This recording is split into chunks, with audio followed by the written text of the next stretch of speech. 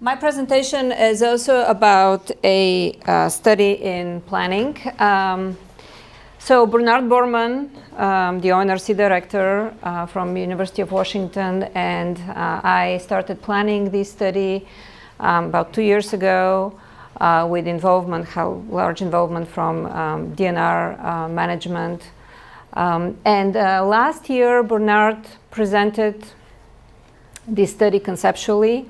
And what I'm going to do today is give you updates on the last year of planning. We're still in the planning phase, but we have a better understanding and ideas of where we want to go. So just starting with the background, the philosophy of this study. And unlike a typical ecological study, what really defines this study is our understanding of people being part of the ecosystem. And in this case, for this study, we define our ecosystem as the watershed boundaries of the OESF, starting from Clallam all the way down, Clallam landscape down to Quits River. And so we define as a rural ecosystem, and we are interested in conducting a study when we're looking at well management strategies, effect on the well-being of both people and the environment. Recognizing that the effect of the management strategies we want to examine very often express themselves at a larger scale. Think about road costs, for example. And so another important aspect of the study we're planning is that it's conducted at a watershed scale. And also, this is being planned as a management experiment in an operational setting. So it's really important that it is conducted at an operational scale where information collected on topics such as productivity, operational feasibility, operational costs can be easily assessed together with ecological indicators such as habitat. Together for use later for management decisions. And finally, when we talk about sustainability, we clearly understand that it's not possible without a strong learning component and a strong connection to management. So this study is done in an adaptive management context where we use information from DNR land managers about uncertainties and pending issues. We'll try to the maximum extent possible incorporate it in our design and the treatments. And as I said, we're organizing the study in a way that we would like to deliver this information in a way that can be easily considered for management adjustments. So the overarching study question is, will a higher and sustainable level of rural ecosystem well-being emerge from a number of management strategies that we would like to implement and compare experimentally? And last year, we presented to you a brief summary of these 4 management strategies that we're considering. So the first management strategy is our OESF forest land plan. That's our current management practices that we adopted, the plan that we adopted in 2016. There is another management strategies. There's another control that we will implement, which we don't consider necessarily a management strategy, since this is not the mandate of DNR. However, we need a control in this experimental study in order to contrast the treatments better and also to take to track the effect of environmental variability and natural disturbances. And so the other 2 strategies that we're comparing is a zoned management, resembling what we do outside of the OESF, where we have fixed reserves for protection and well-defined matrix where we do management, and also resembling what's happening on the Forest Service land, right? And then the most interesting management strategy from our view is what we call accelerated integrated management, when we will be pushing the envelope, looking for management strategy that has higher level of integration between commodity production and conservation. And so this is the strategy where we expect the highest, the most innovation and learning to happen.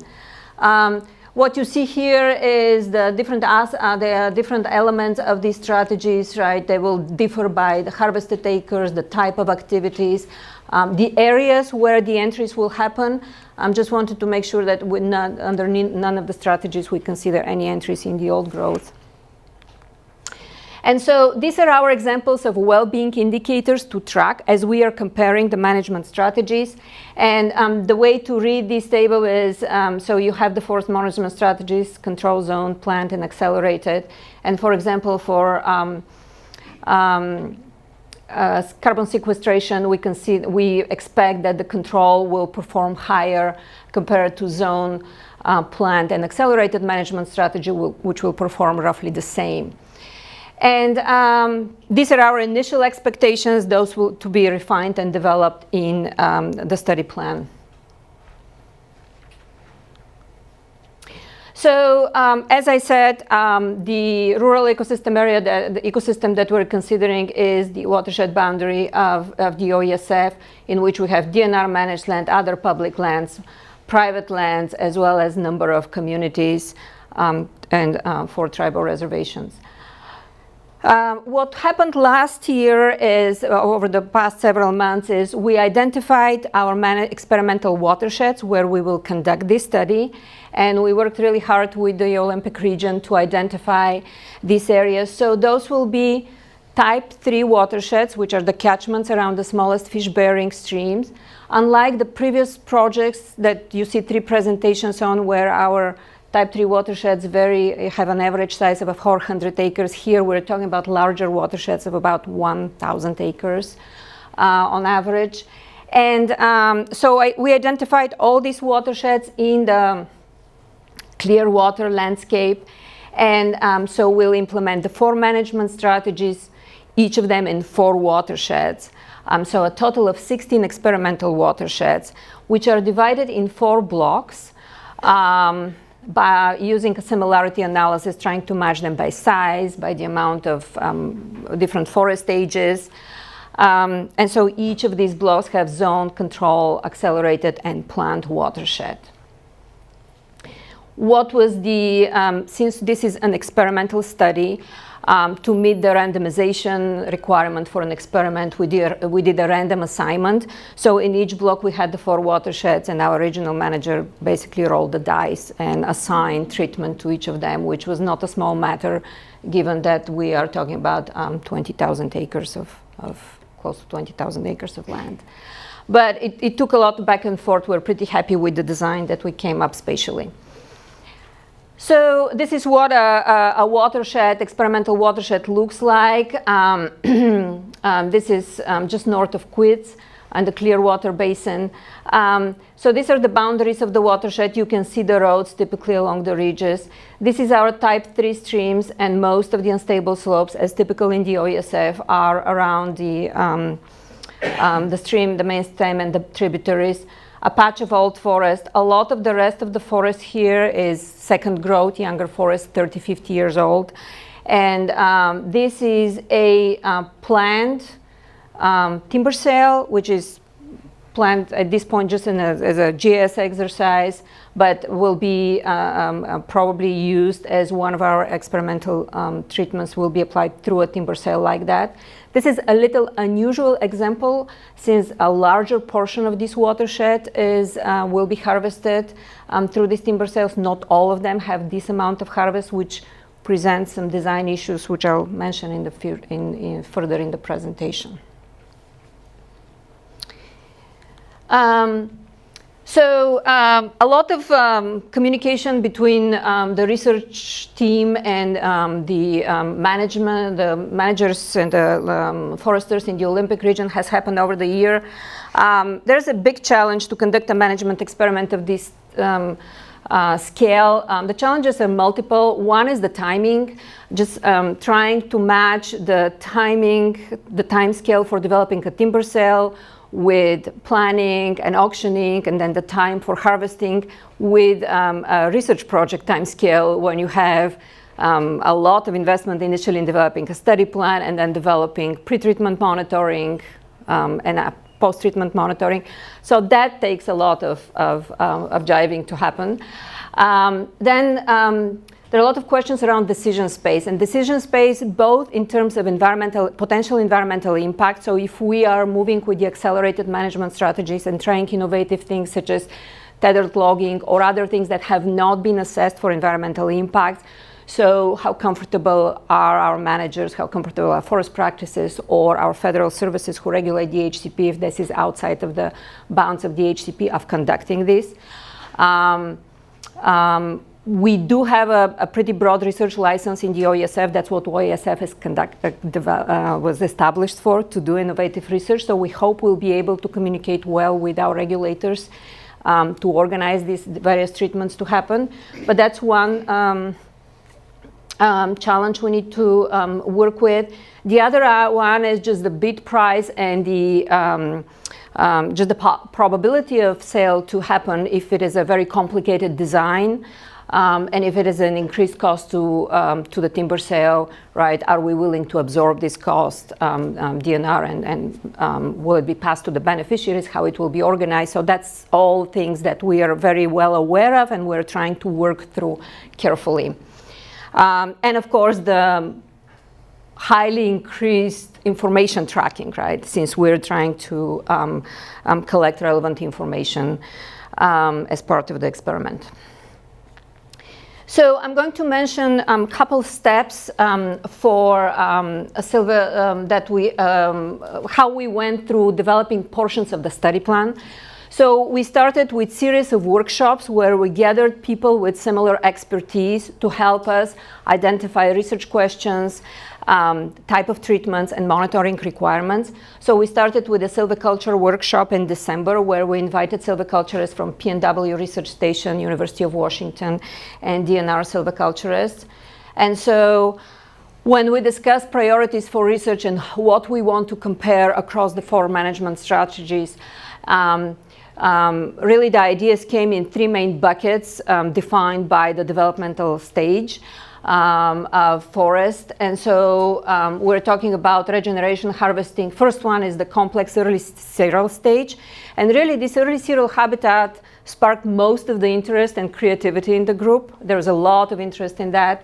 And we're talking about regeneration, harvest followed by planting and tending to achieve differences in the next rotation. And one obvious direction for experimentation is developing habitat for early cereal species. There was an interest in using early cereal tree planting as a silviculture tool for climate change adaptations. So planting different species, planting different genotypes, different spacing. And another element is ethnoforestry. So looking at early cereal habitat and planting culturally, historically important species, such as bear grass and berries. And then planting for a diverse species mix in order to increase soil productivity, to increasing the amount of organic matter, nitrogen, and other soil amenders. The next focus was on MidZero Stage. And I just want to point, this is the situation currently on the OESF. These are data from 2016, and you can see the age distribution, younger forest being at the right end of the graph, between upland and riparian, which track very closely in the OESF. So you can see this big hump of second growth, MidZero Stage, developmental stage. So we were talking about treatments that will address this portion of the forest. And so most of the treatments that were discussed were sequential thinnings, so specifically variable density thinning. And the discussion included treatments that will increase the spacing in the thinning, and probably combine it with some wind forming silviculture, given the high risk of wind throw in this landscape, as well as the possibility of multiple entries for thinning. which brings the question about the economical feasibility for that. So that the economical impact of that is something very carefully to consider. And finally, we were considering limited older forest entry mainly under the accelerated management strategy with some thinnings, both for extraction of specialty products, but there was a lot of discussion about the limited presence of cedar on the landscape and the need to increase the presence of cedar, and so maybe plant it underneath after thinnings. So that was the silviculture workshop. The next silviculture workshop that happened was earlier this month when we invited riparian ecologists from Forest Service, NOAA, University of Washington, and Washington Coast Sustainable Salmon Partnership. And we talked about manipulations in riparian areas. And so the discussion of this group focused about improvement of riparian functions, especially delivery of wood to the streams by manipulating stream-adjacent forests. So there was a lot of discussion around treatment where we space conifers widely in order for them to develop larger diameter trees that will later provide key pieces of wood in the stream, and combine these with underplanting of older and older rotations in the open space, which in terms will increase the food supply to the stream in terms of leaf litter, and hopefully promulgate throughout the trophic change. Varying the buffer widths between the strategies, as well as intentional falling of tree towards the stream through wood tipping.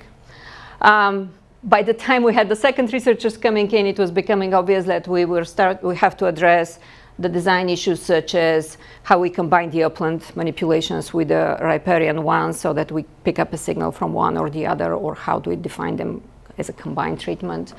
As well as for stream monitoring, we need to do another control for variability at the level of the stream, where we're looking at the same confinement and gradient so that we can compare between the experimental watersheds.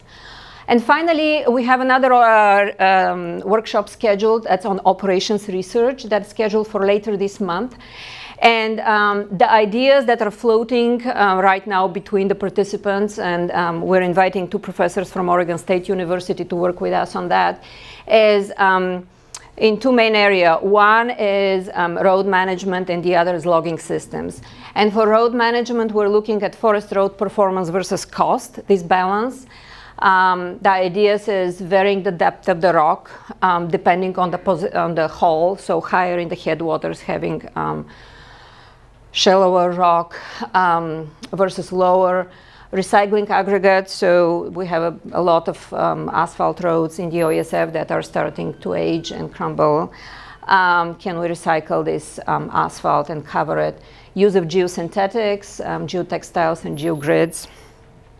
So that's on the road management, as well as alternative road surfaces, all these revolving around the very expensive, very high cost of rock in the OSF.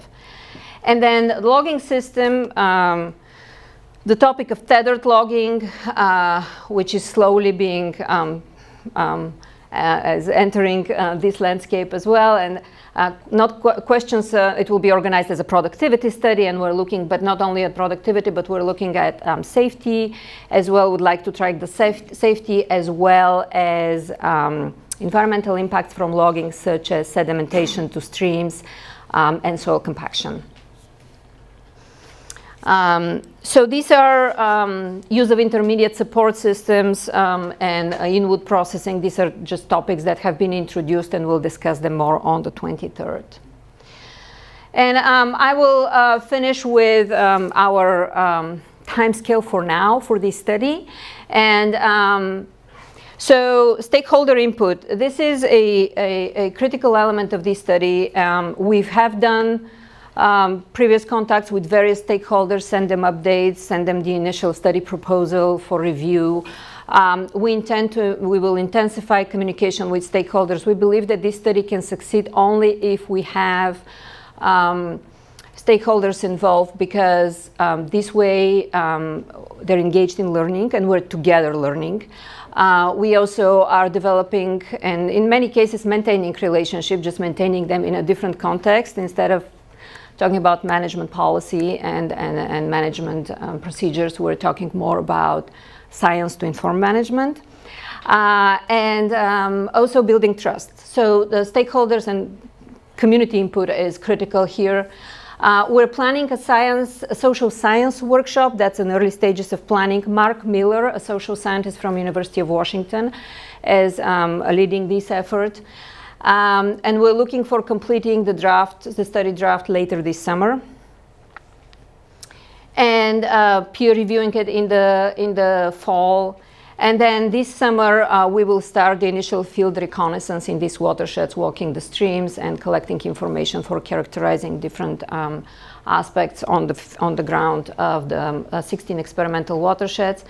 We're looking for pre-treatment monitoring starting in the fall, and I think we'll probably focus on early cereal treatments, pre-treatment monitoring, because it requires just one entry, unlike fish and other elements that will require much longer pre-treatment monitoring.